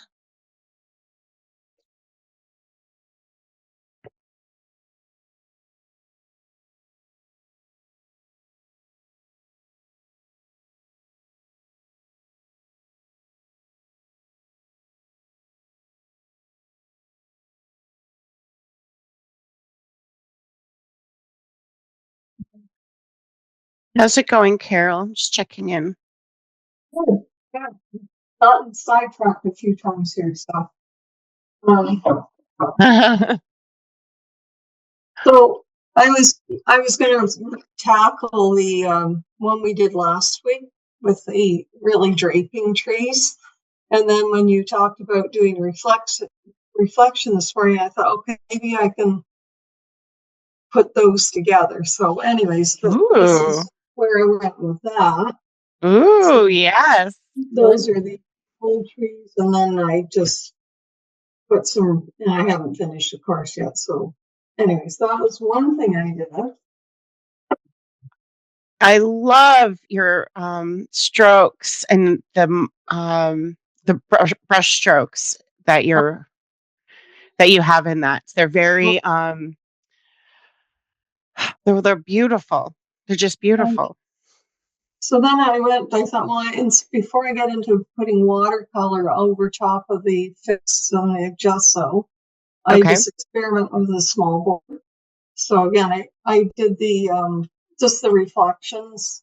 Lovely. I'll go back into that and see what happens with watercolor on that before I go into the big one. Just because I really don't, because I've never worked on the wood before. So And then when you were showing us about instead of starting with the charcoal and the graphite with this reflection, so then I just might be a bit wet, but I just did some drippy wet stuff for what's up on the screen now. So Yes, good. The message right, of course, but I don't know. I'm just no, and I'm happy to see a piece of paper as well, because doing this, all of these things that we're doing can also work on paper, which is also wood in its own format. So that's great that you're like, I'm going to do multiple things. It doesn't need to be just experimenting to see how it works with this. And then if I like this, then maybe go on to, was it upside down when I showed you? No, I don't think so. No, it wasn't. That's the water at the bottom. Yeah. Anyways, I like the drips in it as well. Yeah, like watercolor directly on wood works so well. But watercolor on gesso works really well. It's just it is not permanent, right? You can lift it. So that's the only thingy about that, is that you have to do a spray to set it at the very, very end. But yeah, it's really good to know that and to witness it. Okay, you're on fire. This is wonderful. Your whole studio is like a production center, and like, watch out, Amazon. Carol is fulfilling creative needs. Yes. That's great. Or just playing, basically, with what works with what, and do I like that? Do I not like that? And then maybe next time take it to a piece of wood, see what happens with that. Yes. Yeah. So I really like the wood. I've never used paint directly on wood. I love the way the grain shows in the back. Yeah, so it's fun. Yeah, I think because of how things are taught, and especially traditionally, there's a lot of misinformation. Like, I don't always respond if I hear other people in a out there in the world talk about materials, but sometimes I hear things that I'm like, oh, that's not quite like, that's like, it's a statement that's so limiting. And one of those things is about canvas being primed, and that you have to have primed canvas. And no, you don't. For oil painting, you do, but no way, man. You can use acrylic right on raw canvas. And that's kind of a next step, a more intermediate step to explore. So I'm bringing that up because it's wonderful to hear, like, oh, I can do a whole bunch of cool things just on the birch panel. I don't have to prime it. And that opens up different pieces of wood too, that, because we can all go to a hardware store and look to see what kind of wood they have. I think heavy wood is, here and there problematic, and you have to think about how you don't have to hang something. I've done pieces. Actually, I'll show you one. I'll get it right now, where it's like a reclaimed hunk of wood that it's just going to sit on someone's shelf. Like, it's not even going to go on a wall. So once you start thinking about a surface, what is beyond, and then what wood can do, acrylic is absolutely the safest. I think acrylic is the medium that allowed me to really play safely. But now it's like, sure, you can do clear gesso and oil. You can draw and then do clear gesso and oil. Like, I love this building customized things. Yeah, I want to show you this piece. It's cute. I've sold a bunch. This is one I left because it broke. It snapped in half, which is a problem with wood. If it's like, So I had to glue this one back together again. Here. So this is a hunk of wood that I don't know, it was left over from I think it was on Amherst Island. They were doing some renovations at the lodge. And so this is interference acrylic. I mean, I didn't prime it. I just went right onto it. But I love this sweet little piece. It's just that it snapped at some point, and then I glued it back together. I'm sure that someone else would still be like, that's fine, it's one of a kind or whatever, but I was like, I'll keep it. Yeah, I think it's kind of cool that even the bend and the crack in it. I mean, why not? You could set that on the mantle or the table. It's wood. Yeah. And I really love the raw edge. Like, I mentioned that I'm not the best at keeping the edges clean, and the fact that so this has a little hint of interference on it. You can barely see it. So, again, working with the wood in a subtle but elegant way. That's, what I would call elegant, right? It's just a little hint. I like that. I'd put that in my living room. Well, you can't have it. Joking. Gotta make your own. But I don't know if I can get that bent thing in there. Yeah, and I love the cracks. Like this looks like a paint. Like it looks like a tree, but it's actually a crack. Oh. So yeah, I love, kind of this. There's a big world once you start thinking beyond traditional supports. Now, I will say though about the cracks and the breakings that I have done a lot of pieces that have broken. So I've sold them, and then someone would come back and say, well, this broke, and they weren't happy. So just, keep that in mind, that is a real thing. And it's happened to me more than this one. But yeah, this is also a good example of like, you don't need much, because this is like, say, a sap green that I then took probably a rubber brush and I like scraped it off. So those lines are like removal. And then coming in, and I probably did this in 5 minutes. So it's expensive paint because that's interference gold, and then that's interference turquoise.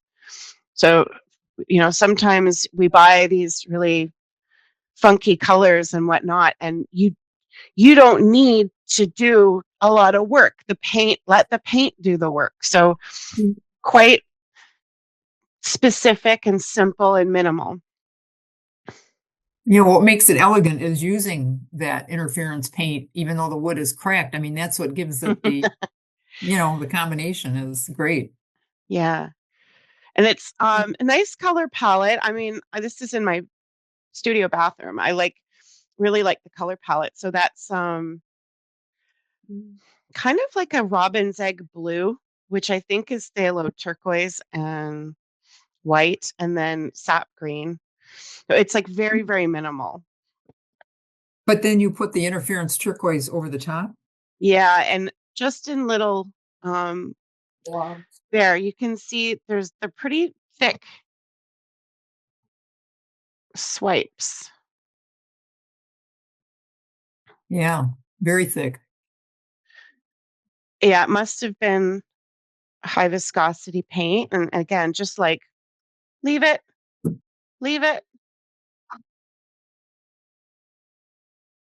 And if it doesn't work out, just throw it in the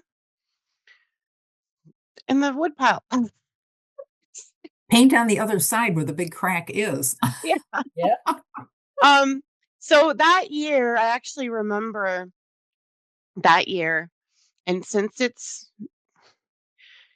easily, I think I can easily find it. I'd love to show you, because this really goes into the whole wood support conversation. There's an artist that lives in Belleville. Her name's Annie Boyle. And she took all this, because they had said, oh, you can use any of the wood scraps, right? So that's what we did. And Annie took a whole bunch of these little squares and she made a town. She made a town. She painted on them and made them look like Oh, how cool. a little city.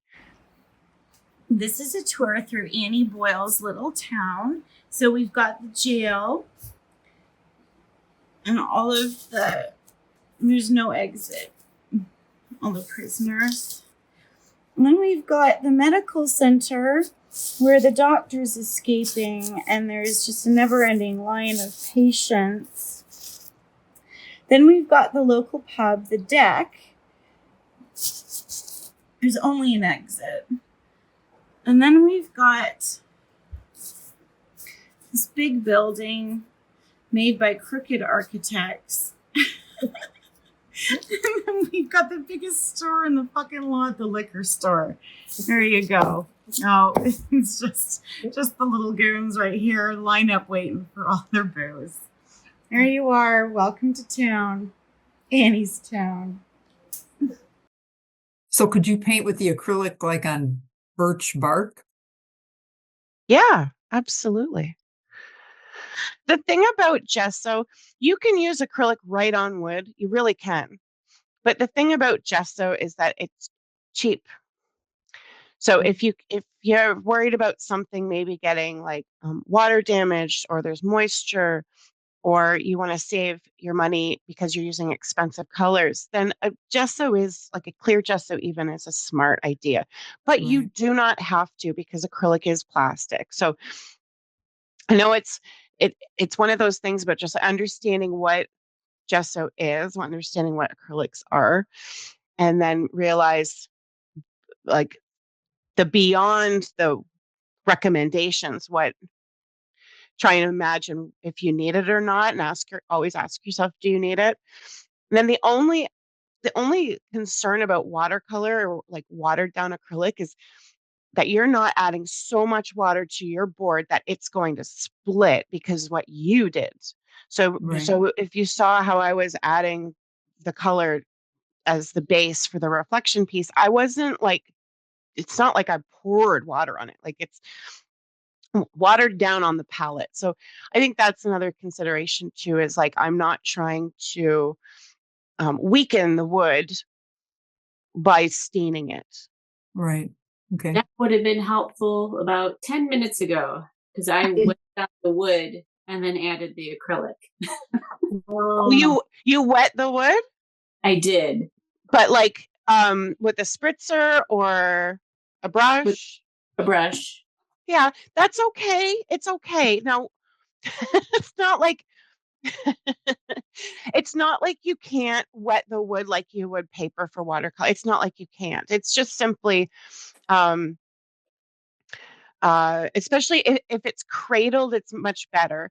Like, for example, April having uncradled panels, if you wet that, because we're talking like a quarter of an inch thick at best, right? If you wet that all the way, it's going to curl, like it's going to warp. So cradles is safer, but even still, you can work with it. You can always work with it. Wood glue, you can cradle things after the fact. Heat, there's a whole bunch of wood magic. But yeah, I definitely, I doubt you really, unless you're admitting that you sauced that board. I'm sure it's okay. Did you sauce it? I don't know. We'll find out.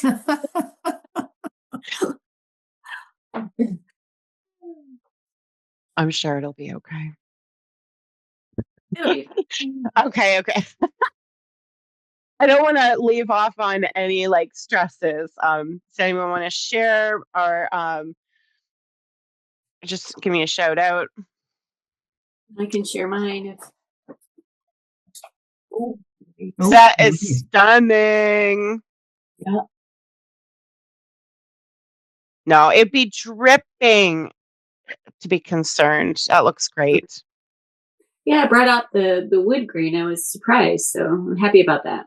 Because this happened before. Okay. Yeah, fantastic colors.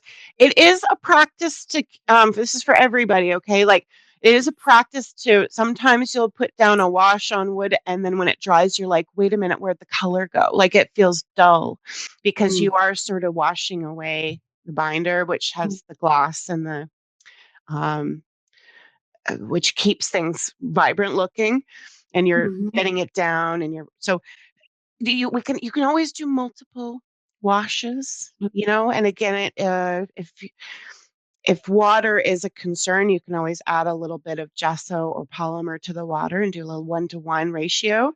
But to keep it simple, just getting that started, I think is really good. Next week, if you have it,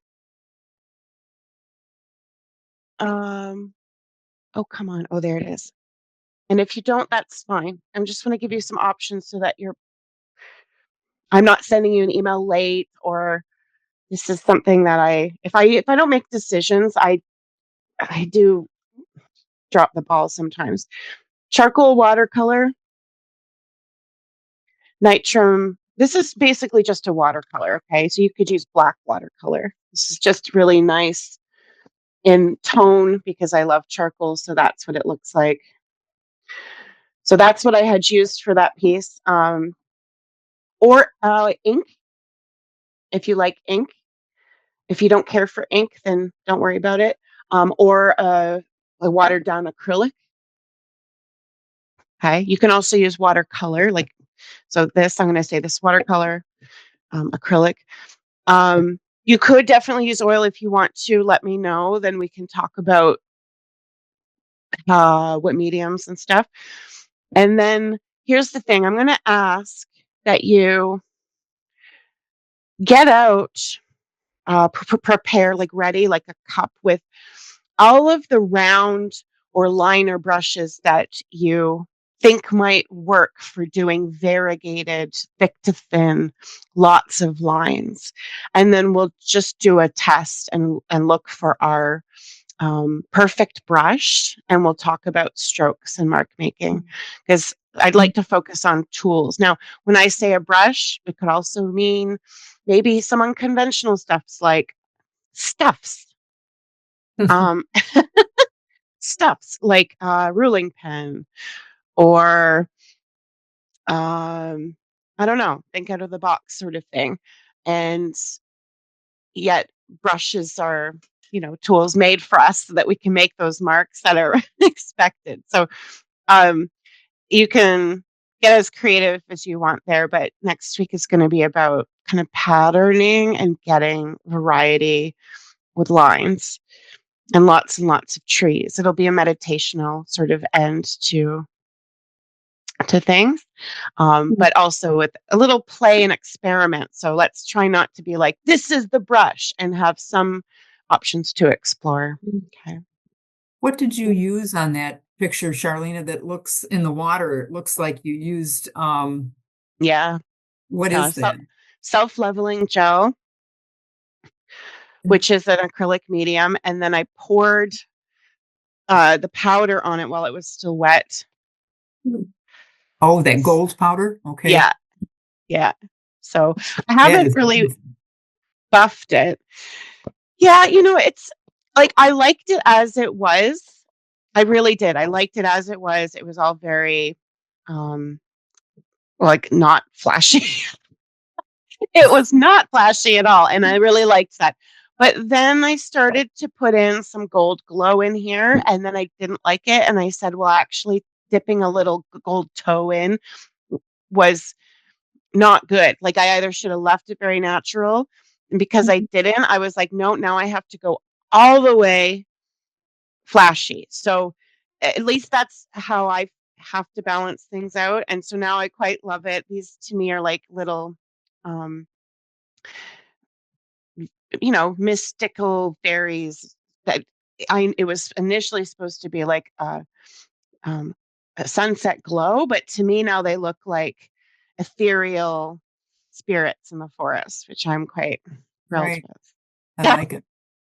So shit like that can happen when you're like no plan, and that's why I'm so delighted that everyone's here that, took this class, has been open for that, because I looked at every point that I wanted to check off for this whole series of classes. And so far, I feel really happy about it. So if you just hit me up in a message if there's anything that you feel like I've missed. I might next week also leave this out and talk about Dorland's wax medium as also an option for sealing things, because that's another thing next week I want to talk about is finishing, so that you feel like everything is stable. Yes. And with raw wood situation. Okay.